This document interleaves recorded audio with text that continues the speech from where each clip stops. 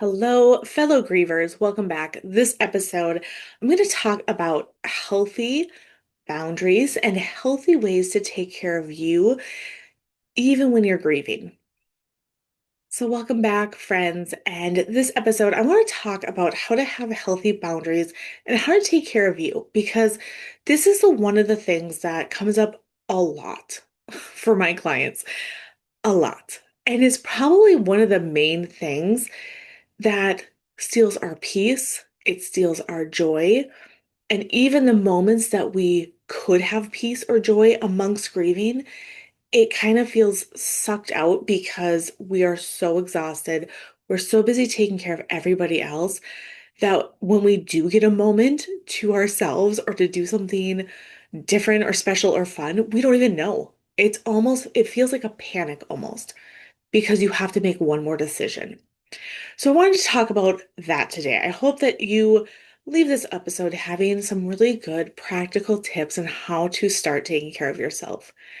The other thing I want to mention is I do want to talk about my summer grief program.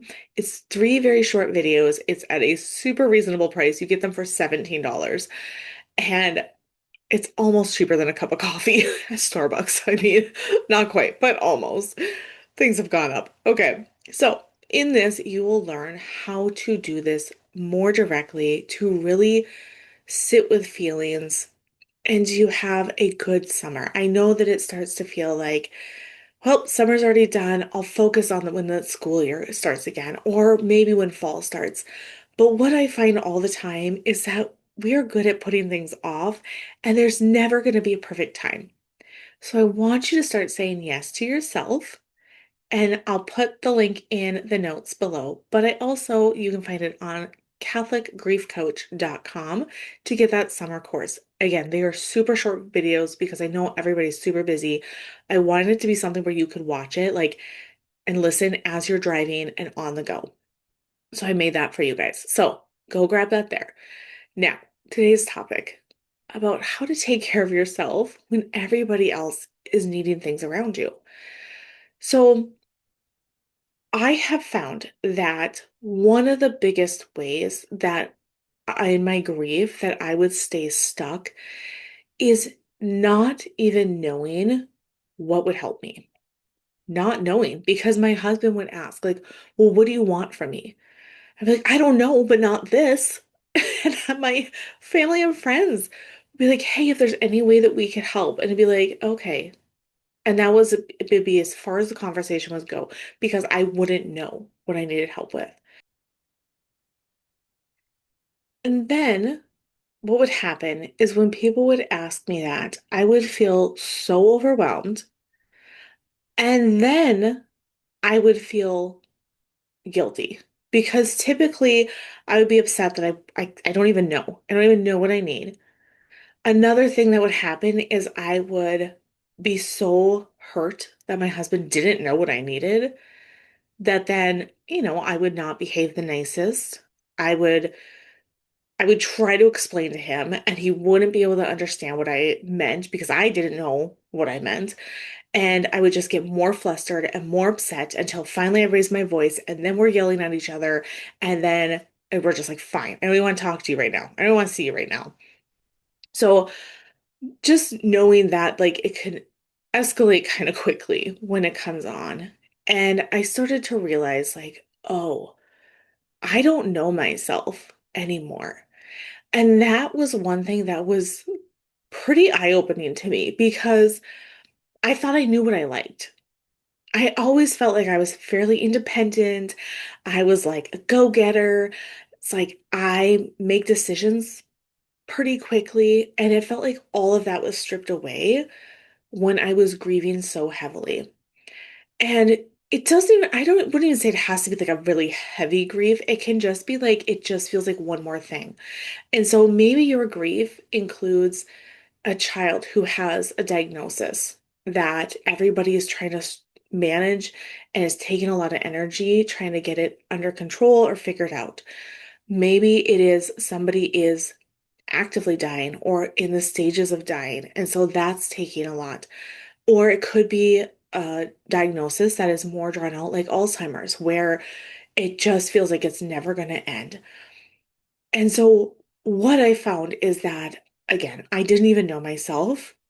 What I thought I knew when I was like a teenager, that's kind of what I was past going off of.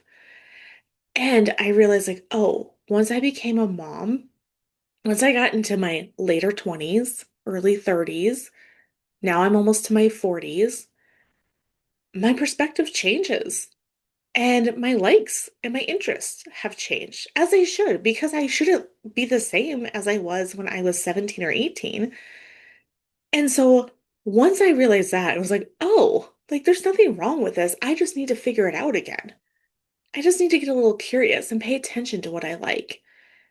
And then I started realizing, okay, I really love ice water at all times. Like if I'm gonna have water, I want it to be cold and crisp.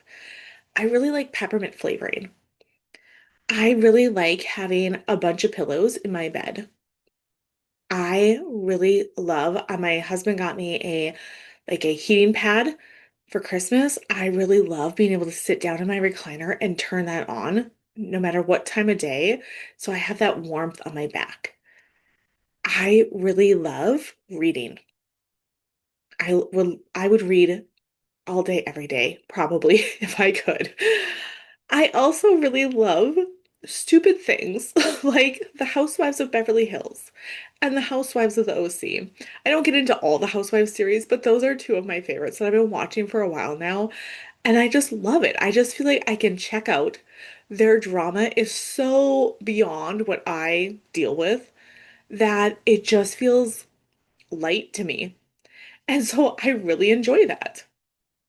I really enjoy spending time with my kids playing board games and card games. I don't mind playing wiffle ball, but I'm not one to do like imaginative play and get on the floor with my kids. I've never really been that. I'll read them books, but I've never been really one to be like, I want to be in the tent with you, and oh no, here comes the monster. Like, that's not really me. My sister-in-law does amazing at that. That's not me. I do like to be organized. I like to view my day. I like to see what's coming up so I don't feel caught off guard. And so once I started to piece together who I am and what I love, even what I love, what I like, and what I hate, it really made it clear to me so then I could communicate it to somebody else.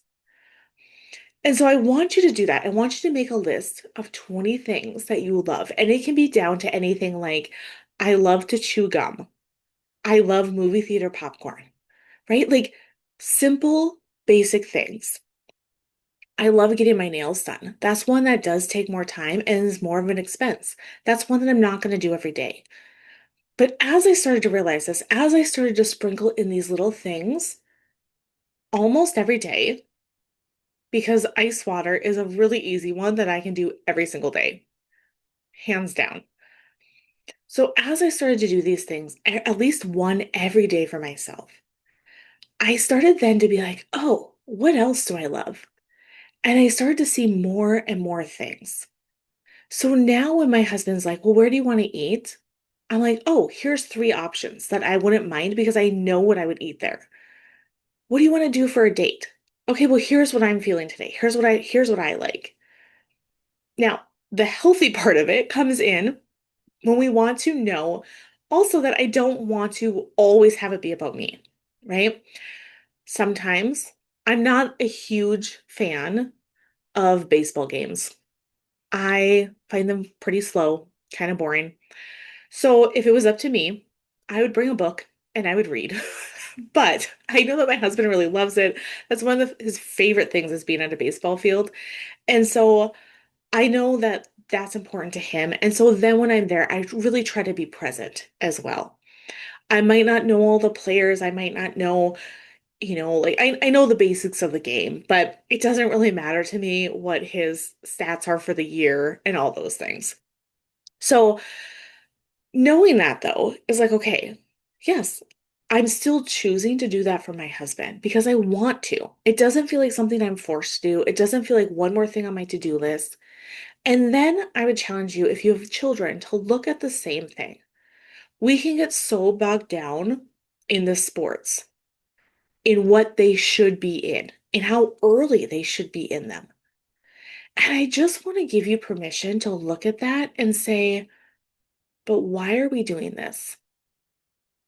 Why am I running around getting my kids into every sport when one of my parents is actively dying?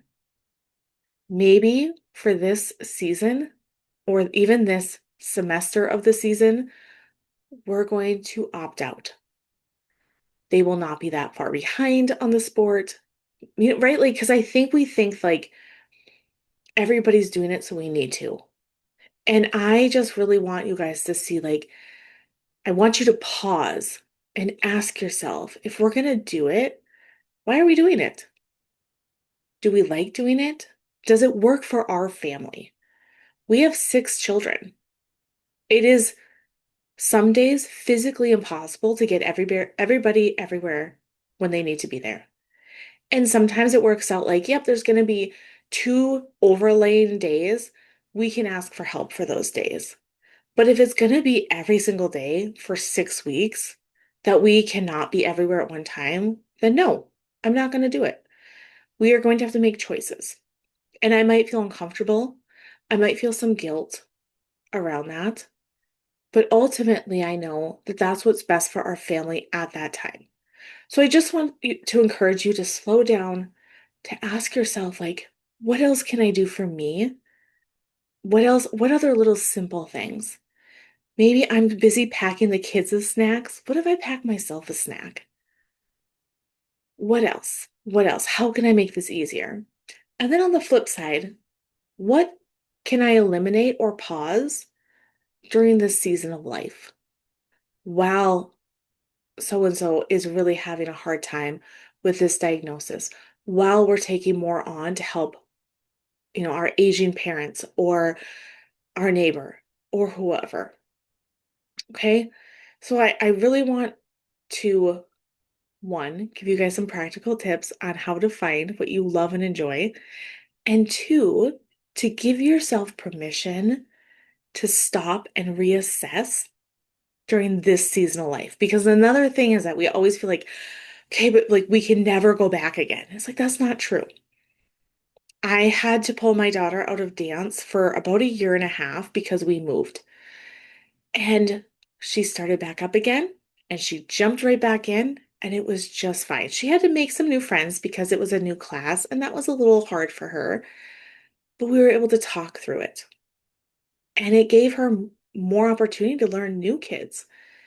It also gave her opportunity to get a little bit outside her comfort zone and to speak to other kids. So I just want you guys to, again, have the permission to be able to pause and reassess while you're grieving and say, hey, this isn't going to last forever, but how can we work more together? How can I help myself more while I'm in this grief? So, as always, book your free consult call at catholicgriefcoach.com or snag that summer short video series to help you through the rest of the summer and get a jump start on how to handle the fall. So, all right, you guys, you are so loved. We'll take the next steps together. God bless.